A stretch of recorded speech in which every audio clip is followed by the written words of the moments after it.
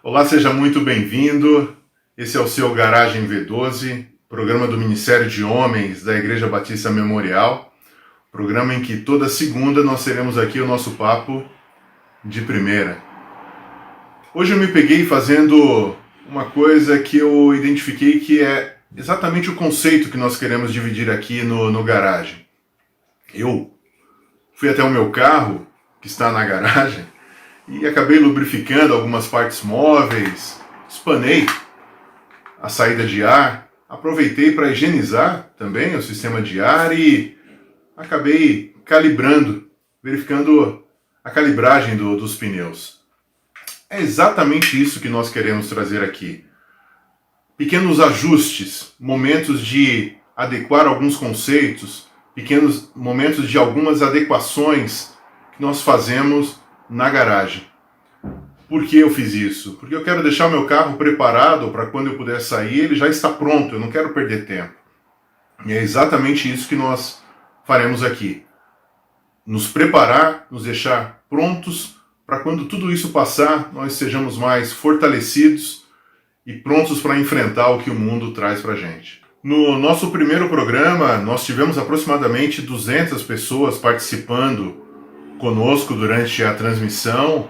E após essa transmissão, nós nos dividimos em grupos, 10 grupos já formados, com 95 pessoas participando, onde pudemos, durante algum tempo ali, ter uma comunhão entre os irmãos, dividindo e compartilhando a mensagem que nós tínhamos acabado de ouvir. E podemos também orar um pelo outro e entender quais são as dificuldades e como podemos nos fortalecer juntos como grupo.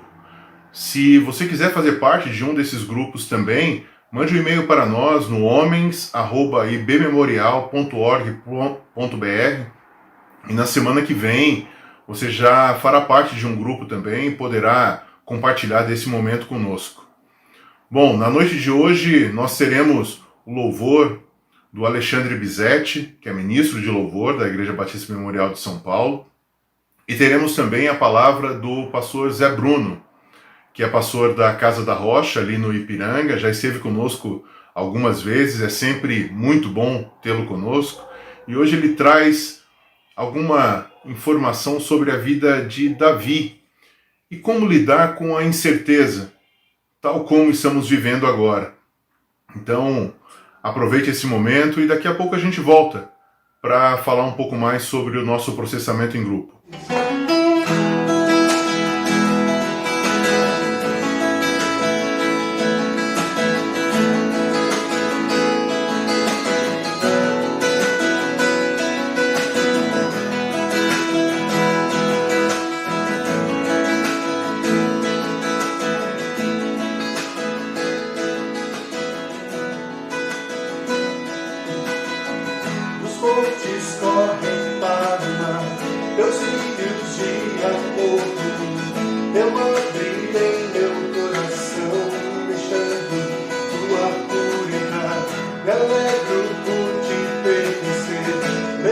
Cantarei teu amor.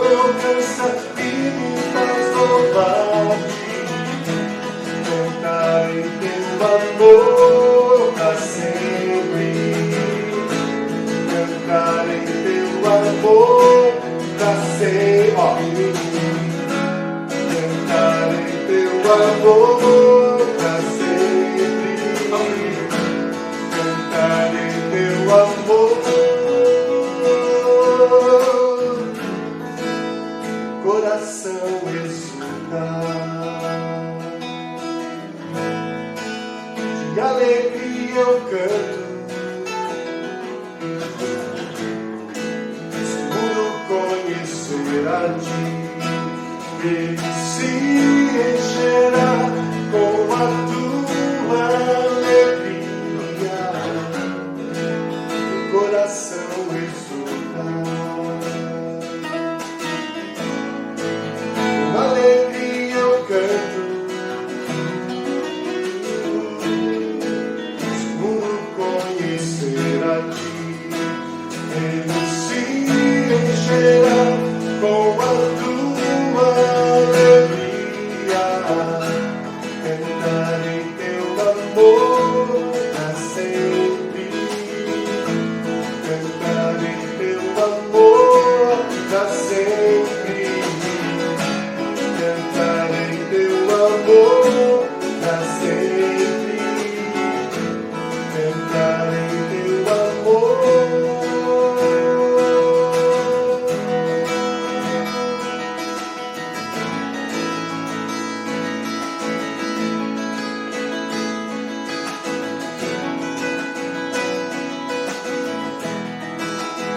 Eu cantarei o teu amor.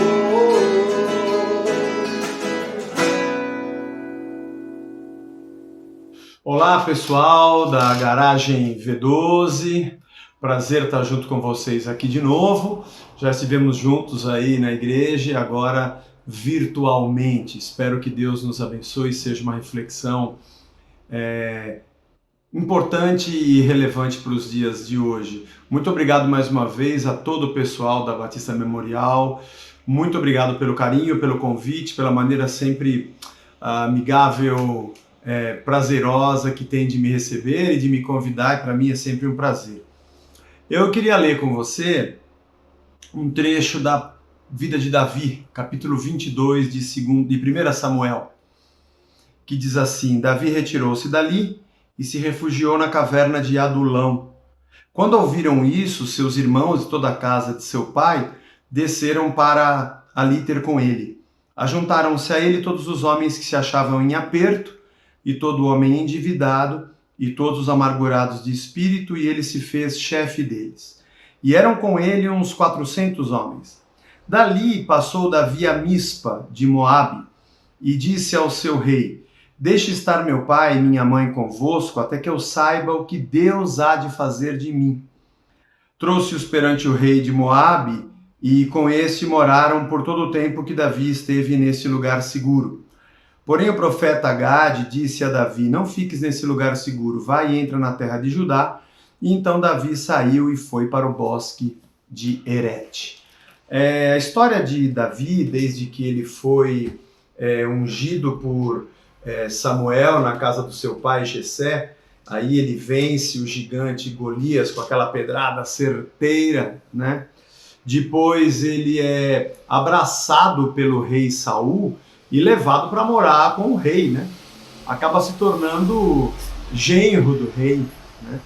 Mas é interessante que ele sai nas batalhas com Saul, e diz o texto bíblico que o exército, ou a facção do exército que ficava sob o comando de Davi, lograva mais êxito e tinha mais vitórias em batalhas do que a do próprio rei, a ponto deles voltarem para a cidade e as mulheres cantavam: Saul matou milhares, mas Davi matou 10 milhares, né?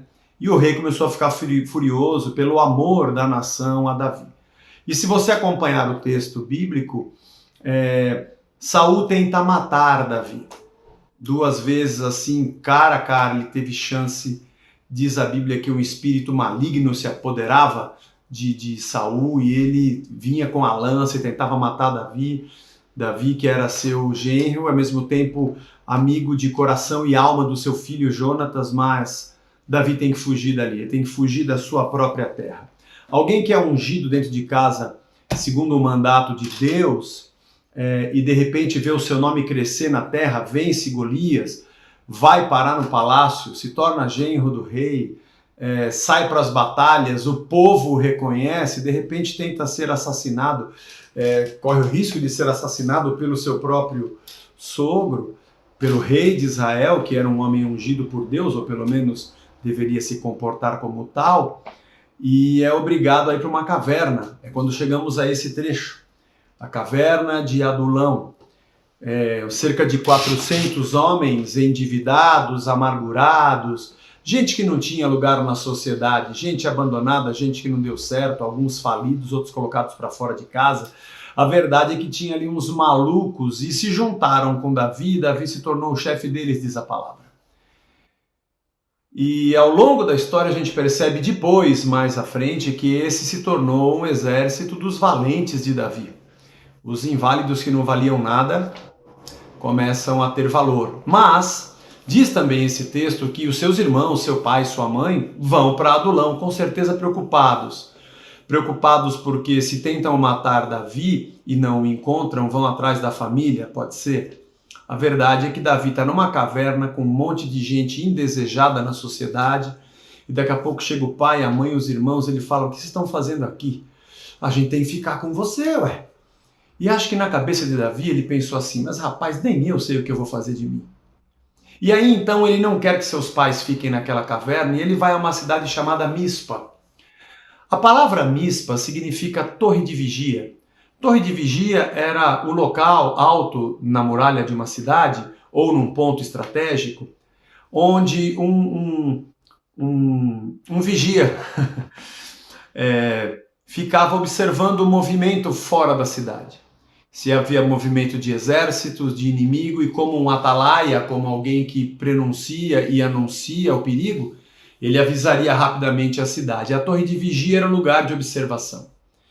E Davi, curiosamente, vai para uma cidade chamada Mispa, em Moabe, e o seu rei o recebe e ele fala: eu preciso ficar aqui um pouco. A gente não sabe quanto tempo Davi ficou lá. E ele diz para os seus pais: vocês têm que ficar aqui, até que eu saiba o que Deus vai fazer de mim. E eu gosto desse trecho porque tem momentos que é assim, que a gente não sabe o que Deus está fazendo, nem o que Ele vai fazer da gente, nem o porquê está acontecendo o que está acontecendo, nem o porquê as coisas estão caminhando como estão caminhando. E Davi não quis que seus pais ficassem na caverna, e ele vai a um lugar chamado Torre de Vigia. Ele vai a Mispa. Na verdade, é uma cidade fortificada, mas simbolicamente ele diz: eu não posso ficar com vocês, eu preciso saber o que Deus quer fazer de mim, até que eu tenha certeza do que Deus quer fazer de mim. E aqui eu quero fazer a minha reflexão com você. Estamos numa época de incertezas do mercado, da economia, do coronavírus, do isolamento, da quarentena, incertezas na saúde, incertezas nos investimentos, na bolsa de valores.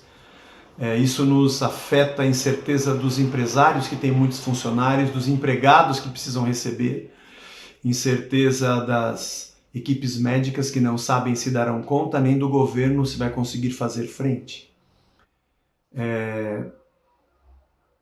A gente vai para algumas cavernas e nós, como homens, que somos sempre o lado forte da família, não devemos ter medo de ir para a caverna de vez em quando. A gente tem que se refugiar, apertar o cinto, economizar tudo que pode, sabe? Mas tem um monte de gente desvalida nessa vida que é assim. Então, se junta a eles. Agora todos nós somos assim. Agora todos nós vamos olhar para o simples e ficar quietinho. E muita gente está perguntando: o que eu faço agora com essa sede danada que nós temos de poder? Se tem uma coisa que crente tem problema, é de crer em Deus. Essa coisa de descansa no Senhor, essa coisa de eleva os meus olhos para os montes, de lá me virá o socorro, essa coisa de olhe para os lírios no campo e para as aves do céu e não andeis ansiosos por coisa alguma, essa coisa de sejam as vossas petições conhecidas por Cristo Jesus e não andeis ansiosos, esse negócio de esperei confiantemente no Senhor e Ele se inclinou para mim, são versículos que fugiram do nosso vocabulário cristão. Porque agora nós aprendemos métodos e sistemas de treinamento mental e de práticas religiosas e de tipos de subterfúgios em ritos para que Deus nos revele, para que a gente se dê bem, para que nós tenhamos controle, para que a gente prospere, para que a gente controle a vida, para que tudo fique no nosso comando. Porque nós não gostamos de acreditar em Deus. E esse negócio de não saber o que vai acontecer amanhã não é bom para nós. Crentes não são pessoas boas para ficar nessa incerteza, eles querem ter certeza de tudo. Aí vem alguns que dizem que é apocalipse, outros dizem que é uma peste porque é vingança contra o pecado, outros dizem que é juízo de Deus, outros dizem que é falta de fé e outros dizem que sei lá. A verdade é que nós só temos o agora. Talvez eu e você precisemos ir para Mispa para a gente entender o que está acontecendo, parar um pouco. Eu não sei o que Deus está fazendo. Eu não sei o que acontece nas regiões celestiais acima da nossa cabeça. Não conhecemos propósitos. Eu não acho que é Apocalipse. Eu não acho que é o fim ainda. E também não acho que é um juízo de Deus pelo pecado. Não acho. Aliás, bom, tudo é, né? E tudo não é. Porque desde que o mundo é mundo há tanta maldade e sempre temos a consequência do nosso pecado e da nossa vida decaída longe de Deus desde o Éden. Eu acho que é mais uma das tribulações que nesse mundo teremos e passaremos por aflições. Vá para a torre de vigia, fica quietinho, até Deus te falar para onde você vai. Depois o profeta falou para Davi, vai para o bosque de Herete agora para você ir para lá. Se você não sabe o que fazer, você não é diferente de quase mais da metade da população mundial. Se você não sabe o que fazer e não tem controle, contente-se com a sua fé, porque nós descansamos nas mãos do Onipotente, naquele que tudo pode. E se você diz, eu não sei o que vai ser de mim amanhã, descanse. O amanhã trará consigo seus cuidados e basta a cada dia o seu próprio mal. Talvez seja tempo de ir para a torre de vigia e falar, deixa eu esperar um pouco aqui e olhar de longe, até que eu saiba o que Deus quer fazer e para onde a gente deve andar. Uma coisa eu sei, Ele cuida de nós e Ele está presente na nossa vida. Descansa o teu coração e abra um pouco mão dessa sua tentativa de saber tudo e ter controle de tudo, porque tudo está nas mãos daquele que pode todas as coisas, e nós descansamos à sombra do Onipotente. Que os nossos olhos subam um pouco além do chão, olhando para os montes, e deitemos a nossa cabeça no travesseiro, e em paz me deito e logo pego no sono, porque Deus me faz descansar seguro. Confia, espera e segue. Pessoal da Garagem V12, Deus nos abençoe. Obrigado por mais uma oportunidade de compartilhar. Até a próxima, quem sabe presencialmente. Um beijo para vocês, fiquem na paz. Depois de uma mensagem dessa, nós saímos muito fortalecidos e edificados, na certeza de que nós não temos certezas nenhuma. A única certeza é que Deus continua soberano sobre a terra. Pastor José Bruno, muito obrigado por essa mensagem, é sempre bom te ouvir e esperamos sim estar juntos em breve, muito em breve. Bom, estamos indo agora para a parte final do nosso programa, onde nos dividiremos em grupo. Como eu falei, nós já temos 10 grupos montados. Eu gostaria de te desafiar a estar conosco em um desses grupos de processamento. Basta mandar um e-mail para nós em homens@ibmemorial, que nós te incluiremos num grupo desse. Gostaria de desejar uma ótima semana, Deus te abençoe, e a nossa mensagem final vai ser sempre essa: seja corajoso, seja homem.